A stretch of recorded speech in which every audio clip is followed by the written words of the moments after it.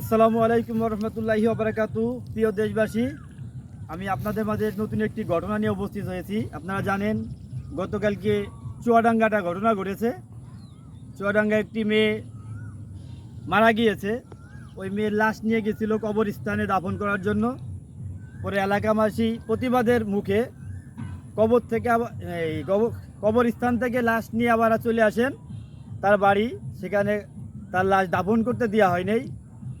মেয়েটির অপরাধ হচ্ছে, মেয়েটি টিকটক করতো, সেই অপরাধে তাকে ওখানে দাফন করতে দেওয়া নেই। এলাকাবাসীর অভিযোগ সে আরও অনেক খারাপ কাজ করতো। আমার কথা হচ্ছে হলো, একজন মানুষ মারা গেছে, মারা যাওয়ার পরে তার শত অপরাধ থাকুক, তার লাশটা সেখানে দাফন করতে দেওয়া উচিত ছিল।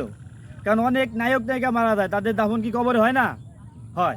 তাহলে কেন এই মেয়েকে কবরে দাফন করতে দেওয়া হলো না?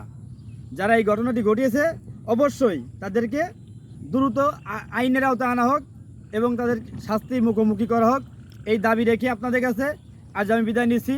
ততক্ষণে আমার সাথে থাকবেন এবং ভিডিওটি দেখবেন। অবশ্যই আপনার সর্বোচ্চ শেয়ার করবেন, সবাইকে দেখার সুযোগ করে দিবেন। আসসালামু আলাইকুম রহমতুল্লাহি ওয়া বারাকাতুহু।